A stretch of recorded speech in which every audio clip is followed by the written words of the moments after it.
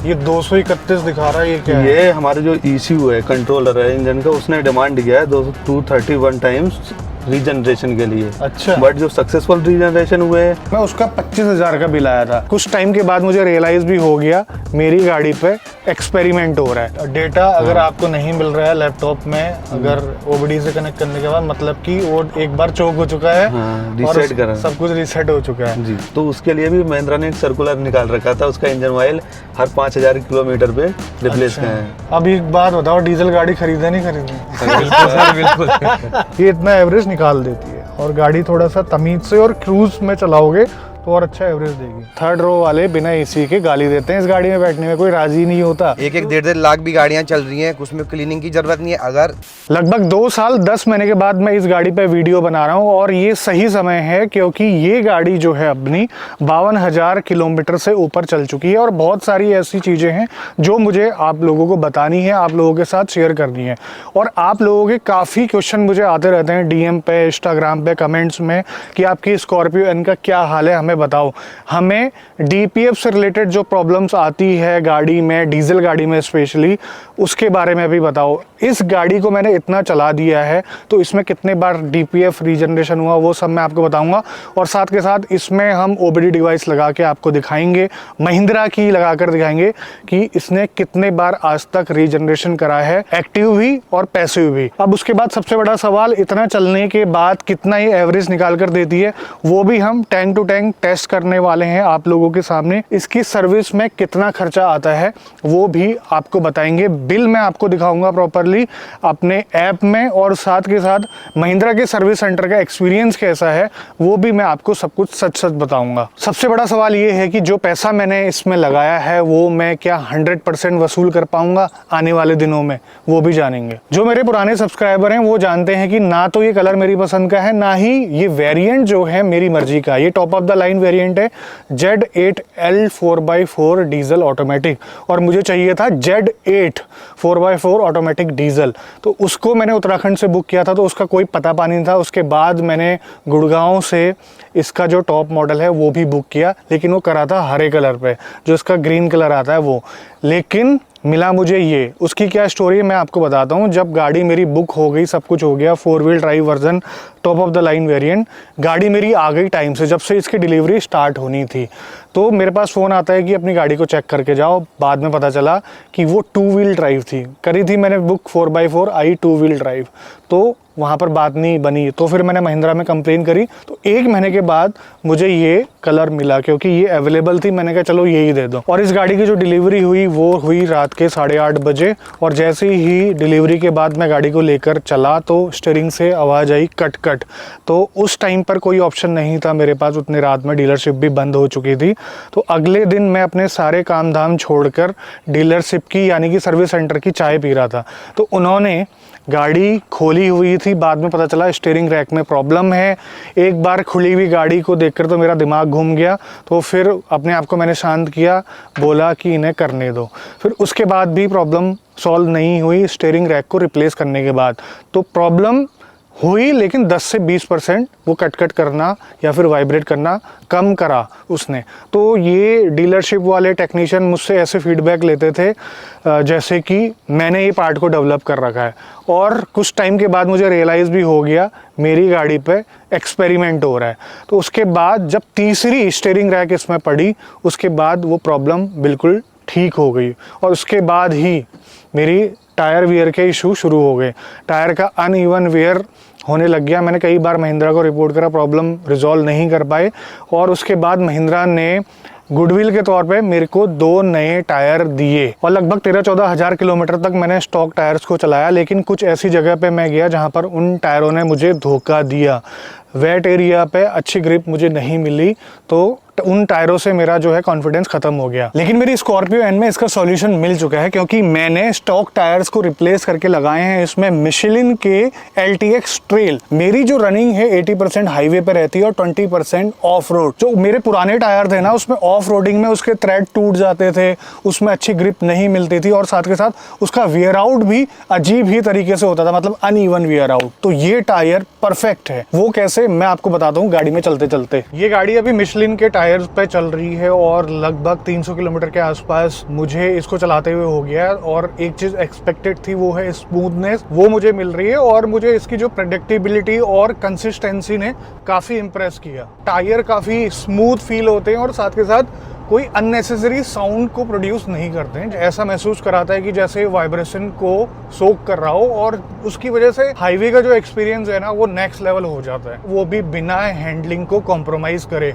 और यहाँ देखिए आप, जैसे जैसे स्पीड बढ़ती जाती है ना तो इसका कैरेक्टर भी स्टेबल होता जाता है इन टायर्स का। और स्टीयरिंग का जो इनपुट है वो भी शार्प रहता है, कोई भी वॉबल टाइप का कुछ फील नहीं होता है। जो हाईवे पे अंडुलेशंस है ना वो भी काफ़ी अच्छे से टैकल कर लेता है ये टायर। इस टायर को मैं ऑफ रोड पे भी ले गया। आप रोड की कंडीशन देख सकते हैं, लूज ग्रेवल है, गड्ढे हैं, अनइवन सरफेस हैं। इस वेट ऑफ रोड एरिया में भी टायर की ग्रिप काफ़ी अच्छी है और साथ के साथ ये राइड क्वालिटी भी काफ़ी अच्छा प्रोवाइड कर रहा है पहले के कंपैरिजन में। और आपकी भी रनिंग कुछ ऐसी है जहां पर आप सिटी में भी गाड़ी चलाते हैं, हाईवे पे भी गाड़ी चलाते हैं और ओकेजनली रफ पैचेस पे भी गाड़ी चलाते हैं, तो ये मिशलिन का LTX ट्रेल टायर आपके लिए काफ़ी सुटेबल रहेगा, आपकी गाड़ी के लिए काफ़ी सुटेबल रहेगा।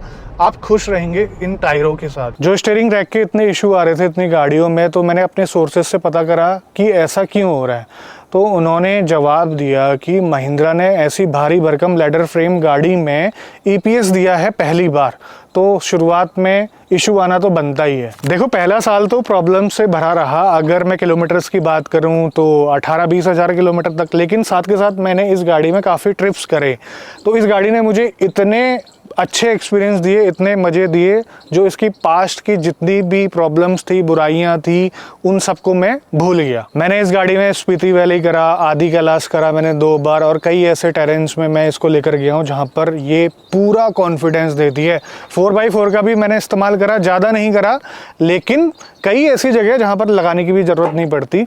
4x4 एक इंश्योरेंस की तरह है, आप ज़्यादा कॉन्फिडेंट फील करते हो कहीं पर भी जाने के लिए, तो सब कुछ अच्छी तरीके से काम करते हैं इसके सारे सिस्टम। अभी तक उनका कोई भी फेलियर नहीं हुआ और ना ही कोई एरर आया, ना ही बीच में कोई धोखा दिया। अब बात करते हैं कि मैंने इस गाड़ी को क्यों लिया था। देखिए लेदर फ्रेम गाड़ी मुझे शुरुआत से ही पसंद है। जब पहली बार मैंने इस गाड़ी को चलाया था मीडिया ड्राइव में, तब ये गाड़ी मेरे दिमाग में क्लिक कर गई थी। फिर उसके बाद महिंद्रा एडवेंचर के साथ मुझे लद्दाख ट्रिप करने का मौका मिला था इस गाड़ी के साथ। आप कह सकते हैं कि किसी गाड़ी को खरीदने से पहले सबसे लंबी टेस्ट ड्राइव मैंने इस गाड़ी की ली थी, तो वहाँ पर मेरे डिसीजन में ऑलमोस्ट ठप्पा लग ही गया था। और उसके बाद जब मैं लौटा घर पे तो तब तक मैंने ठान लिया था कि मुझे ये गाड़ी लेनी है। और आप तो सब जानते हैं कि मैं घूमने का शौकीन हूँ, लंबी लंबी ड्राइव करता हूँ, कहीं पर भी चला जाता हूँ, तो मेरे पास एक ऐसा व्हीकल होना चाहिए था जिसे लेकर मैं कहीं पर भी जा सकूँ। और साथ के साथ मेरे साइज एंड शेप के हिसाब से ये गाड़ी अच्छी खासी मैच करती है, ऐसा मेरे दोस्त लोग कहते हैं। आपको क्या लगता है मुझे बताना कमेंट में। और मुझे क्या लगता है कि इस प्राइस ब्रैकेट में, इस प्राइस रेंज में इसके जैसी गाड़ी कोई भी नहीं है मार्केट में। बस इन्हीं कारणों की वजह से मेरा मूड बन गया। 15 लाख का लोन लिया, बाकी डाउन पेमेंट करा और 36,000 की EMI बनवा ली इस गाड़ी की। अब देखो 36,000 की EMI जा रही है, गाड़ी में इतनी प्रॉब्लम आ रही है, किसी का भी दिमाग घूम जाएगा। लेकिन इस गाड़ी का ऑरा ऐसा है कि मैं जरा सा भी विचलित नहीं हुआ। वैसे एक आध बार मेरा मूड बना था इसको निकालने का, मैंने रेट पता करवाए थे मार्केट में, तो बेहतरीन रीसेल वैल्यू इस गाड़ी की मुझे मिल रही थी। अगर आप इसको कुछ टाइम के बाद निकालना चाहते हैं तो आपको अच्छी वैल्यू मिल जाएगी, ये सभी को पता है स्कॉर्पियो एन की रीसेल वैल्यू के बारे में। और कुछ टाइम के बाद महिंद्रा ने इसमें से MLD निकाल दिया, दे दिया BLD। तो MLD होने की वजह से भी मैं इसको रखना चाहूँगा, मतलब बेचने का प्लान मेरा कैंसिल हो गया। और आजकल मैं इस गाड़ी को रोड में चलता हुआ देखता हूँ ना, जितने नंबर्स में गाड़ी बिकी है, जितनी मुझे रोड्स में दिखाई देती है गाड़ी, तो मुझे लगता है कि जैसा मैं फील करता हूँ इस गाड़ी के बारे में, लोग भी वैसा ही फील करते हैं। और महिंद्रा ने सोचा भी नहीं होगा कि ये गाड़ी इतने अच्छे नंबर कर सकती है, और करेगी क्यों नहीं, क्योंकि कंपटीशन में ही कोई नहीं है। अब सबसे बड़ा सवाल, इसका पैसा वसूल कर पाऊंगा या फिर नहीं कर पाऊंगा। देखो मुझे क्या लगता है कि इसके बाद बिना प्रॉब्लम के ये 10 साल तक गाड़ी चल जाए तो मैं वसूल लूँगा, क्योंकि 10 सालों में मैं लगभग इसको 2.5 से 3 लाख किलोमीटर तक तो चला ही दूंगा, और उतना वर्थ है ऐसी गाड़ियों के लिए। अब बात करते हैं कि DPF ने कितना परेशान करा। देखो एज सच कोई परेशान नहीं करा, गाड़ी कहीं पर भी खड़ी नहीं हुई। जब भी मैंने सिटी में छोटे ट्रिप करे हैं 300-400 किलोमीटर किलोमीटर के बाद इसने रीजनरेशन करने को बोला है। वो अभी तक सिर्फ 2 बार हुआ है।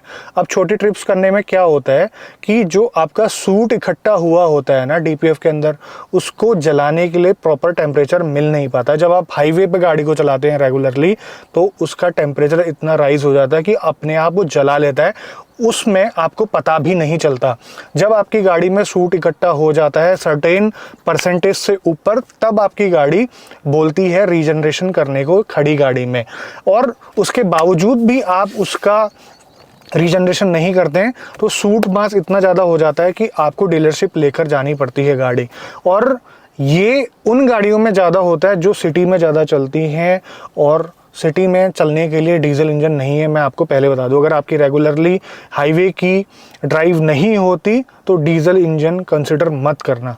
अगर रेगुलरली आप हाईवे पे चलते हो तो डीजल से ज़्यादा बेनिफिशियल आपके लिए कुछ भी नहीं है। DPF के मामले में थोड़ी सी और डीप डाइव करने के लिए हम चलते हैं महिंद्रा के सर्विस सेंटर। वहाँ पर टेक्नीशियन से पूछेंगे, हम प्रॉपर लैपटॉप लगा के देखेंगे कि कैसे होता है प्रोसेस, क्या क्या नहीं करना चाहिए अगर DPF से रिलेटेड प्रॉब्लम नहीं चाहिए तो दोस्तों मैं आ चुका हूँ महिंद्रा के सर्विस सेंटर पे। आपको मिलाता हूँ उन दोनों भाइयों से जो इस गाड़ी की देखरेख करते हैं और यहाँ पर बहुत सारी गाड़ियों की देखरेख करते हैं, और बहुत अच्छा एक्सपीरियंस है इस सर्विस सेंटर का। मैं कुमार ऑटो व्हील्स में हूँ, मिले हमारे आदित्य भाई से। भाई साहब आपका बहुत बहुत स्वागत है। ये है सर्विस GM और सर्विस मैनेजर, और हमारे पवन भाई टेक्निकल मैनेजर, और उन्होंने अपनी गाड़ी पे लगा दिया है लैपटॉप। हम जानने की कोशिश करेंगे DPF का सीन क्या है, ये कैसे हम अपनी आदतों को सुधार सकते हैं जिससे कि DPF रीजनरेशन कम से कम आए, वो सारी चीज़ों का आपको पता चलेगा। तो शुरू करें भाई लोगों। यस। तो सबसे पहले आप मुझे ये बताओ कि अभी इस गाड़ी में सूट मास कितना है? अभी सर आपकी गाड़ी में जो सूट मास है वो 8 ग्राम्स है। 8 ग्राम। ये कहाँ पर शो कर रहा है? ये लाइव डाटा में शो कर रहा है weight of suit in DPF 8 ग्राम। इधर पे ही। यस। मेरा जो रीजनरेशन होता है वो कितने ग्राम सूट में ये स्टार्ट हो जाता है? ये 20 ग्राम जब सूट मास पहुंचता है उसके बाद रीजनरेशन स्टार्ट हो जाता है, पैसिव रीजनरेशन। अगर उस टाइम पे मैं गाड़ी चला रहा हूँ तो? गाड़ी चला रहे हैं तो पैसिव रीजनरेशन ले लेगा ऑटोमेटिक, अपने आप ही डल नहीं, आपको शो भी नहीं होगा बट रीजन एक्टिव हो जाएगा, रीजन मोड। 2 बार आज तक मेरे पास रीजनरेशन की वार्निंग आई है, पार्क रीजनरेशन मैंने करा है। तो उस टाइम पे मैंने क्या नोटिस करा था, जब मेरी गाड़ी सिटी में ज़्यादा चल रही थी और मतलब 2-2, 3-3 किलोमीटर, 10 किलोमीटर उतना चल रही थी, तब जाके उसने मेरे को रीजनरेशन करने को बोला। सूट मास को बर्न करने के लिए जो स्पीड होनी चाहिए 60+ होनी चाहिए। हाँ सर, इस वजह से वो आपको रीजनरेशन पार्क रीजन करना पड़ा होगा। अभी मुझे आप दिखा सकते हो कि कितने बार इस गाड़ी ने रीजनरेशन कर लिया? एक्टिव और पैसिव वाला दोनों आ जाएगा क्या? नहीं सर, पार्क वाला आएगा? टोटल जितने रीजनरेशन जितने भी अभी तक गाड़ी ने लिए हैं, 2 आपने जैसे 2 पार्क रीजनरेशन आपने करे हैं, बाकी जो पैसिव हुए हैं वो सारा टोटल दिखाएगा। एक बार दिखाना है जरा टोटल अमाउंट। ये 231 दिखा रहा है, ये क्या है? ये हमारे जो ECU है, कंट्रोलर है इंजन का, उसने डिमांड किया है 231 टाइम्स रीजनरेशन के लिए। अच्छा। बट जो सक्सेसफुल रीजनरेशन हुए हैं वो 125 हुए हैं हमारे। मतलब 125 बार ही गाड़ी अपने आप रीजनरेशन कर चुकी है मेरी अनुमति के बिना, चलते चलते हाईवे पे। अच्छा जी। और इसमें वो डेटा दिखा रहा है जो मैंने फोर्स रीजनरेशन, फोर्स तो नहीं कहेंगे उसको, पार्क रीजनरेशन। हाँ, डिमांडेड 2 टाइम्स दिखा रहा है सर। अच्छा, मतलब ये डेटा रखता है अपने आप। यस। और अगर ये डेटा उड़ाना हो तो? सर डेटा सर ऐसे नहीं उड़ा सकते ये। अच्छा जी सर। ओके। आप अगर लोकल में किसी को भी दिखाते हैं हाँ। तो एक तरह से छेड़छाड़ करना तो बेकार है, क्योंकि सर आज के टाइम में लोग बाहर से तो कुछ भी बोल देते हैं कि ये कर लो, वो कर लो, DPF क्लीन करा लो, लेकिन जब हमारी गाड़ी इकोनॉमिक मोड में चल रही है, हम बढ़िया से ड्राइव कर रहे हैं, तो ये कोई प्रॉब्लम्स आएगी ही नहीं सर। कई मैंने ऐसी गाड़ियां देखी हैं जो लिंप मोड में चले जाती है, ठीक है, वार्निंग वगैरह आने के बाद उसका रीजनरेशन नहीं होता या फिर नहीं करते तो लिंप मोड में आ जाती है। तो वो किस केस में होता है? कितना सूट मास होता है उसमें मैक्सिमम? वो क्या रहता है, जैसे मान लीजिए रीजनरेशन की 2 वार्निंग देती है। पहली वार्निंग में आपकी जो रीजनरेशन वाली लैंप है वो ऑन रहेगी और रीजन लिखा हुआ आएगा, मतलब आप इसको पार्क रीजनरेशन कर सकते हैं। दूसरी में वही जो येलो लाइट है रीजनरेशन वाली, वो ब्लिंक करेगी। अच्छा। हाँ, ब्लिंक कर रही है मतलब सीरियस मामला है। ब्लिंक कर, हाँ ब्लिंक कर रही है तो उस कंडीशन में भी पार्क रीजनरेशन आपका हो जाएगा। तीसरी कंडीशन में वो सीधे ओबीडी लैंप ऑन हो जाएगी, वो लिम्प मोड में चली जाएगी गाड़ी। और उसमें कितनी स्पीड में चलती है गाड़ी मैक्सिमम? 40 से ऊपर, 40-50 से गाड़ी ऊपर नहीं जाएगी उस कंडीशन में। लिमिटेशंस लग जाते हैं। हाँ, इस कंडीशन में अगर 37 ग्राम से नीचे सूट मास है तो हम सर्विस सेंटर में लाके लैपटॉप से उसका रीजनरेशन कर सकते हैं। और उससे ऊपर है तो फिर नहीं होगा। फिर उसके लिए सर कंडीशन चेक करनी पड़ेगी। डिफरेंशियल प्रेशर सेंसर के थ्रू जो प्रेशर मेजर होता है डीपीएफ का, वो चेक करना पड़ेगा। हमारा प्रेशर 200 प्लस जा रहा है या उससे कम है, हम डीलर पे 200 एचपीए से प्रेशर अगर कम है तो उसको सर रीसेट कर सकते हैं। अच्छा, मतलब फोर्स रीजनरेशन कर सकते हैं। हाँ, नहीं पहले डीपीएफ रीसेट होगा, सारी कंडीशन अगर मेट होंगी तब। अगर प्रेशर हमारा 200 से एबव जा रहा है तो उस केस में डीपीएफ क्लीन होता है सर। उसके लिए सर्विस सेंटर्स बने हुए हैं हमारे कई जगह पे, तो उसके थ्रू होता है। क्लीन करने के बाद वो प्रेशर डाउन हो जाता है, फिर उसको रीसेट करना, रीसेट फिर भी करना पड़ता है, फिर सारा डाटा सब रीसेट हो जाता है ये। ओके, मतलब ये डेटा अगर आपको नहीं मिल रहा है लैपटॉप में, अगर ओबीडी से कनेक्ट करने के बाद, मतलब कि वो एक बार चोक हो चुका है और सब कुछ रीसेट हो चुका है जी। ओके, बहुत अच्छी इन्फॉर्मेशन। और मुझे एक बात बताओ, आप दुनिया भर की गाड़ियां देखते हो, आज तक सबसे ज्यादा कितनी चली हुई BS6 गाड़ी देखी है बिना डीपीएफ को खोल के साफ करवाए वाली? सर एक जैसे XUV 700 ही आती है हमारे पास, और भी हैं गाड़ियां जो 1 लाख से ऊपर चल गई हैं। गाड़ी कोई भी हो, चाहे 3XO हो या 300 हो, डीजल में कोई सी भी चलेगी। गाड़ियां तो सर बहुत सारी हैं, 1 लाख से ऊपर जो चल गई हैं और उनका अभी तक क्लीनिंग नहीं हुई है। अच्छा। खोल के जो या हम जैसे सर्विस सेंटर भिजवाते हैं, ऐसा कुछ नहीं हुआ है। अगर हुआ भी है तो नॉर्मल पार्क रीजनरेशन मांगा है गाड़ी ने और वो कस्टमर ने खुद ही कर दिया। क्योंकि देखो, आउटसाइड सर्विस सेंटर में ये कहा जाता है, जनरली ये मिथ बना दिया है कि 50,000 किलोमीटर के बाद आपको खोलना ही खोलना है, साफ होना है। ये सब इंफॉर्मेशन गलत है। 1-1 लाख भी गाड़ियां चल रही हैं, उसमें क्लीनिंग की जरूरत नहीं है। अगर पहली वार्निंग में कस्टमर खुद पार्क रीजनरेशन परफॉर्म कर ले रहे हैं या फिर हाईवे में 60 से ऊपर की स्पीड में चला रहे हैं, तीसरे गियर में चल रही है, तो उसमें ज़रूरत ही नहीं है। और ज़्यादा चली हुई गाड़ी में पिकअप में भी डिफरेंस आता है क्या? नहीं सर, ऐसा कुछ नहीं है, पिकअप में डिफरेंस रिलेशन नहीं है। अंदर सूट मास का पता कैसे चलता है?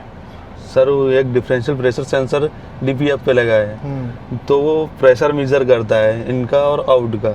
अच्छा, उसके अकॉर्डिंग ही बताता है कि सूट मास कितना एक्यूमुलेट हो गया उसमें। प्रेशर ज्यादा है तो मतलब सूट मास बढ़ रहा है गाड़ी के अंदर, मतलब डीपीएफ के अंदर। प्रेशर कम है तो मतलब खाली है, मतलब जो गैस है वो आराम से क्रॉस कर रही है। अब बात करते हैं आज से 2-3 साल पहले की, जब BS6 शुरुआत में नया आया था, हमने काफ़ी सुनी थी प्रॉब्लम कि जो डीजल है वो इंजन ऑयल के साथ मिक्स हो जाता है। आजकल भी क्या वो प्रॉब्लम है, और थी तो प्रॉब्लम, वो उसमें क्या अंतर था? आज की तारीख में क्या ऐसा टेक्नोलॉजी एडवांसमेंट हुआ है जिसकी वजह से अब ये नहीं होता है? पहले तो सर जो शुरू में क्या था, जब ऐसा डीजल में मिक्स हो रहा था अपना इंजन ऑयल में डीजल, तो वो कितनी बार पोस्ट इंजेक्शन की वजह से भी ऐसा था। कितना इसके लिए फिर कितने शायद जो अपने इश्यूज रहते हैं उसका अपडेट भी रहा है। इंजन के कंट्रोल यूनिट जो EMS इश्यू रहते हैं उसका अपडेट भी हुआ है, इस वजह से भी ये कंट्रोल हुए हैं काफ़ी। अब ऐसी कोई दिक्कत है नहीं। अच्छा, आपने लास्ट टाइम कब सुनी थी? कितना टाइम हो गया ये? 1.5 साल हो गया सर। उससे पहले एक गाड़ी थी, उसमें इंजन ऑयल में मिक्स होता था डीजल। अच्छा। वो भी टैक्सी नंबर गाड़ी थी सर, और वो पहाड़ में ज़्यादा चलती थी। हमारे पास 2 गाड़ियाँ ऐसी आई हैं जो पहाड़ की गाड़ियाँ थी, स्लो स्पीड पे रहती थी, रीजन भी कंप्लीट सही से नहीं हो पाते थे उनके। उसके इंजन ऑयल इंक्रीज होता, तो उसके लिए भी महिंद्रा ने एक सर्कुलर निकाल रखा था, उसका इंजन ऑयल हर 5,000 किलोमीटर पे रिप्लेस करना है। उसमें एक नोट लाइन लिख रखी है, अगर हिली एरिया में कंटिन्यू गाड़ी चलती है तो। जब रीजनरेशन होता है, डीजल की खपत ज़्यादा हो जाती है क्या? यस सर, क्योंकि मैंने देखा है चलते चलते गाड़ी, अगर मैं जनरली 90-100 पे गाड़ी को क्रूज में चलाता हूँ तो 15-16 का एवरेज दिखाती है वो इंस्टेंट फ्यूल इकोनॉमी वाले में। और कभी कभार 8 के आसपास रहता है वो, मतलब उस टाइम पे फ्यूल का कंजप्शन ज्यादा हो रहा है और पैसिव रीजनरेशन हो रहा है। एक्टिव है जी, है ना, पैसिव रीजनरेशन एक्टिव है। क्या ड्राइविंग बिहेवियर से भी फर्क पड़ता है? सबसे ज्यादा सर बिल्कुल पड़ता है सर, क्योंकि गाड़ी देखिए ड्राइविंग पैटर्न तो मेन है। जैसे मान लीजिए अब सिटीज़ में गाड़ी चल रही है, ट्रैफिक में चल रही है, तो एक स्पीड से पहले तो गाड़ी को चलने का मौका नहीं मिलेगा। अगर हम तो यही कहते हैं कि जैसे अगर लोकल में रन ज़्यादा है तो जैसे हफ्ते में 1 बार 2 बार इसे हाईवे में गाड़ी ले जानी चाहिए और 60-70 की स्पीड में चलानी चाहिए। और मुझे क्या लगता है कि ऑटोमेटिक गाड़ी में थोड़ा कम रहता है डीपीएफ के चोक होने के चांसेस, क्योंकि ऑटोमेटिक में सब अपने कंट्रोल में गाड़ी चलती है। मैनुअल में कभी कभार आदमी जो है बड़े गियर में कम स्पीड में चला रहा है या फिर एक गियर में बिल्कुल खींच रहा है। जैसे BS4 गाड़ी क्या होती थी, जब आप खींचो तो काला धुआं छोड़ती थी, वो ही सूट है, वो ही उसी को ट्रैप करती है ये डीपीएफ। और फ्यूल का भी फर्क पड़ता है क्या, मतलब खराब फ्यूल हो या फ्यूल क्वालिटी के ऊपर तो डिपेंड करता ही है। फ्यूल क्वालिटी खराब होगी तो भी दिक्कत आएगी। और क्या क्या चीजें डिपेंड कर, जैसे एयर इनटेक सिस्टम है, अगर एयर इनटेक सिस्टम में कहीं लीकेज होगी, मान लीजिए इंटरकूलर है फट गया या एयर उसके होजेस हैं वो फटे हैं, तो प्रेशर ज़्यादा पड़ेगा तो सूट मास ज़्यादा जमेगा।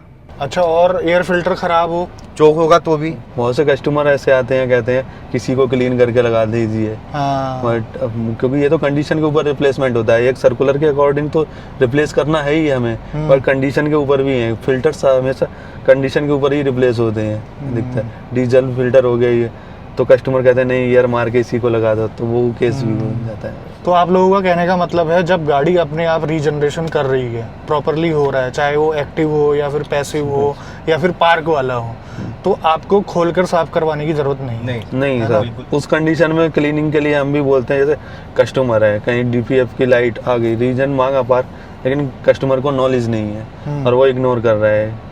गाड़ी लिम्फोम मोड में भी आ गई तब भी वो गाड़ी चलाए पड़े 70-80 किलोमीटर एक्स्ट्रा चला दी, और उसका जब लिम्फोम मोड में आ जाएगी तो रीजनरेशन होगा ही नहीं। अब देखो BS6 डीजल इंजन में ये जो है एक तरीके की प्रोसेस है, उससे सबको गुजरना पड़ता है।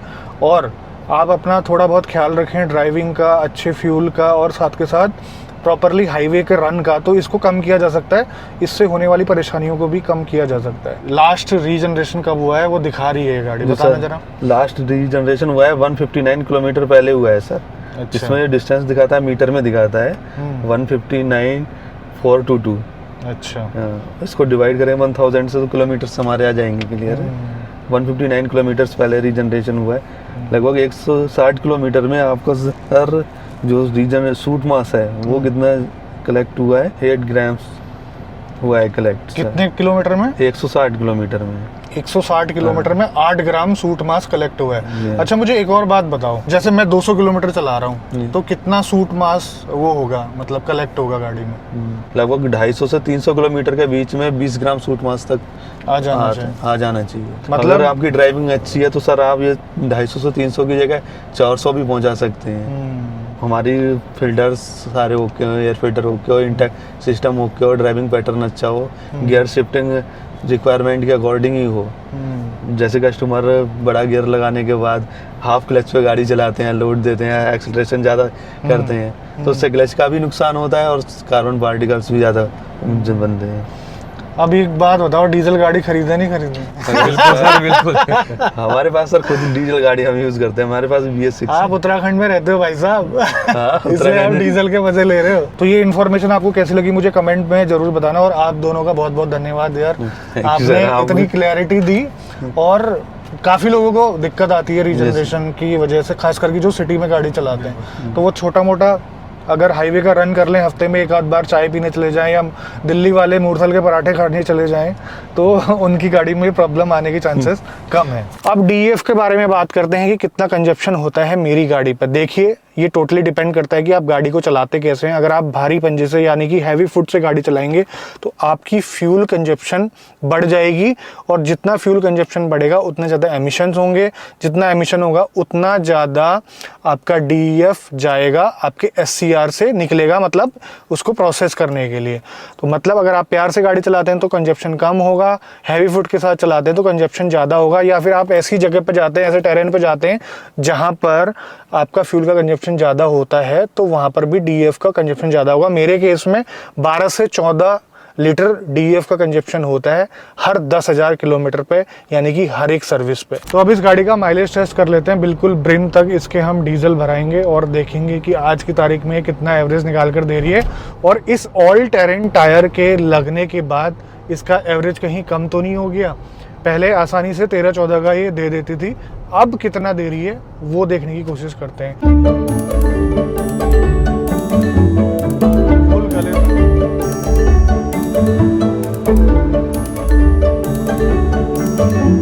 तो अब अब इसका ट्रिप को रीसेट कर देते हैं। और इसमें इतना ज़्यादा फ्यूल भर गया है तो ये कंफ्यूज हो गया, 600 की रेंज दिखा रहा है, 12 का एवरेज।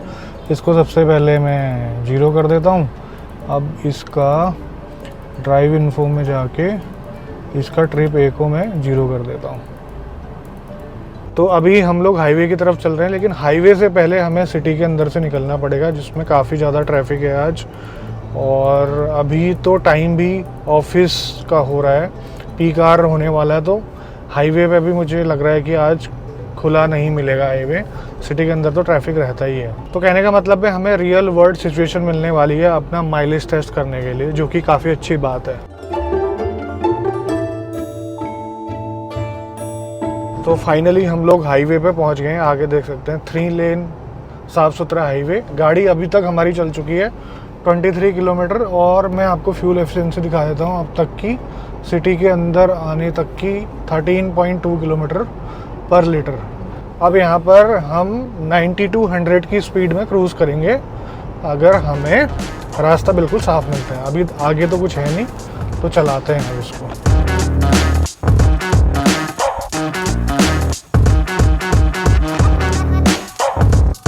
तो हाईवे पे आने के बाद स्पीड के साथ साथ फ्यूल एफिशिएंसी भी बढ़ गई है, 14.7 दिखा रहा है और लगभग मैं 90 to 100 में क्रूज़ कर रहा हूँ। और मौसम देखिए कितना ज़बरदस्त हो रहा है, गोल्डन टाइम, आसमान कितना खूबसूरत है देखिए। और डिस्टेंस कवर कर दी है 52 किलोमीटर। और इस 52 किलोमीटर के लिए 1 घंटा 6 मिनट लगे, क्योंकि मैं शहर से निकल के आया। अब खुला पैच मिला है। ये हाईवे है देहरादून का, सीधे जाता है ये देहरादून हरिद्वार। और देखिए गाड़ी कैसी चलती है इसके बारे में मैं ज़्यादा बात नहीं करूँगा, क्योंकि मेरे सारे पुराने वीडियोस में इस चीज़ को मैंने कवर किया है, कैसी इसकी स्टेबिलिटी है, कैसे ब्रेकिंग है, कैसी हैंडलिंग है। मेरा अगर आप लद्दाख वाला वीडियो देखोगे तो वहाँ पर भी सेम क्लैरिटी मिल जाएगी आपको कि ये गाड़ी कैसा चलती है।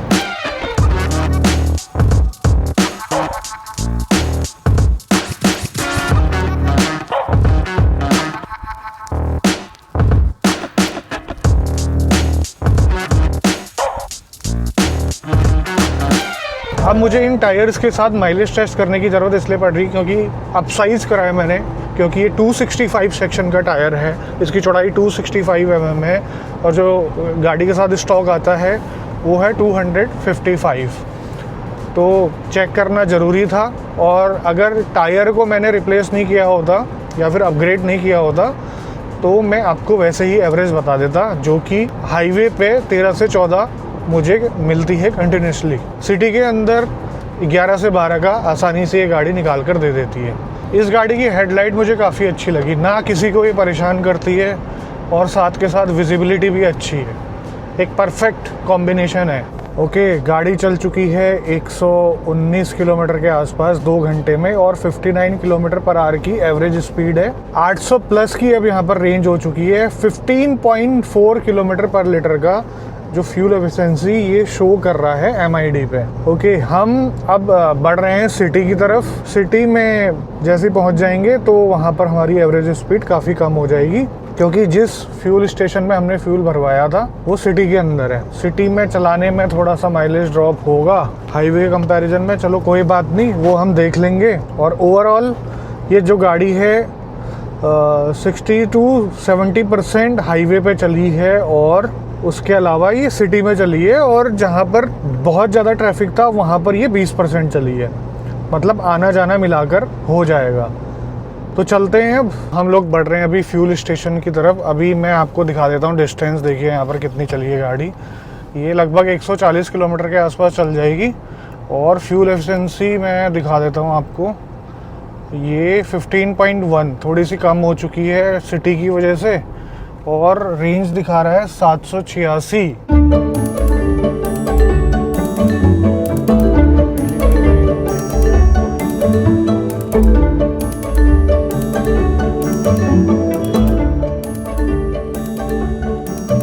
तो डीजल आया था 10 लीटर 9.99 और यहाँ पर आप देख सकते हैं डिस्टेंस 140 किलोमीटर। तो इसके लिए भी कैलकुलेटर निकालना पड़ेगा क्या? 140 डिवाइडेड बाई 10 मतलब कि 14 का एवरेज इसने निकाला है, करेक्ट। अब सिटी इसमें नहीं होती शामिल, तो ये 15 के आसपास टच कर जाती है, मतलब कि 90-100 पे चलाने पे ये इतना एवरेज निकाल देती है। और गाड़ी थोड़ा सा तमीज़ से और क्रूज़ में चलाओगे तो और अच्छा एवरेज देगी। मैनुअल में ये अच्छा निकालती है और टायरों का कोई इफेक्ट नहीं पड़ा जहाँ तक मुझे लगता है। तो सर्विस के सारे एक्सपेंसेस मैं आपको बताता हूँ एक एक करके। जो पहली सर्विस हुई थी ऑयल चेंज वाली, और उसमें लेबर फ्री रहता है, 10,000 किलोमीटर में होती है, मैंने 9,600 किलोमीटर में करवा दी थी। उसका जो बिल आया था 4,943 रुपये।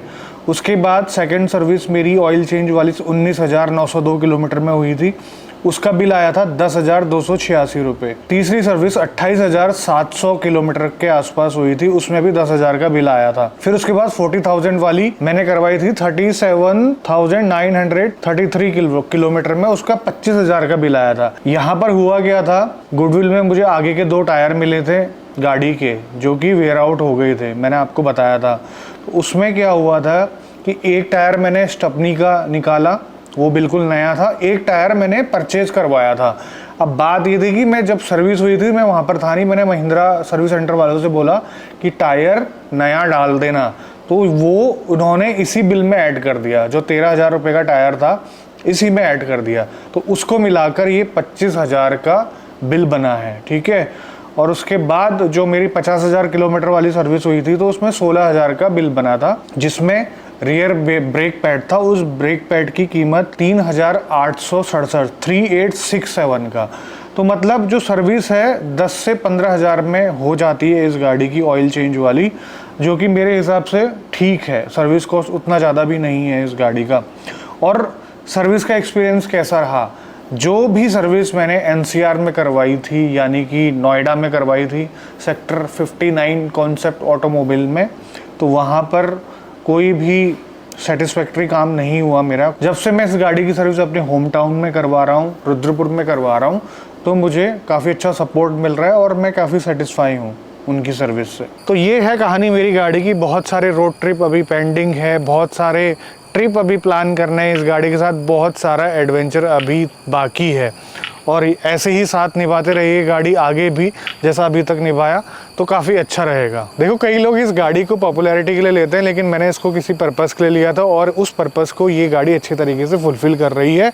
और एक और बात मैं आपको बता दूं, 2022 में जब ये लॉन्च हुई थी, जो इस गाड़ी की एस्पिरेशनल वैल्यू उस टाइम पर थी, आज भी वो बरकरार है। तभी आप रोड में इतनी सारी स्कॉर्पियो एन को देखते हैं और अभी भी इसकी जो सेल्स है वो काफ़ी अच्छी जा रही है। लेकिन इस गाड़ी में थोड़े और इम्प्रूवमेंट्स की ज़रूरत है। हालांकि महिंद्रा ने कुछ टाइम के बाद इसमें सारे फीचर्स दे दिए थे लगभग, जो चाहिए थे, जो मिसिंग थे इस गाड़ी में, जैसे वेंटिलेटेड सीट हो गई, ऑटो डिमिंग, IRVM हो गया, बाद में इसमें एडास भी आ गया था। लेकिन कुछ चीज़ अभी भी मिसिंग है और भी इम्प्रूवमेंट हो सकते हैं, जैसे कि इसका जो अप्रोच एंगल और डिपार्चर एंगल है वो और अच्छा होना चाहिए था। और साथ में जो पुराने कस्टमर हैं स्कॉर्पियो एन के, उनको वेंटिलेटेड सीट्स का रेट्रोफिट होने का भी ऑप्शन देना चाहिए था।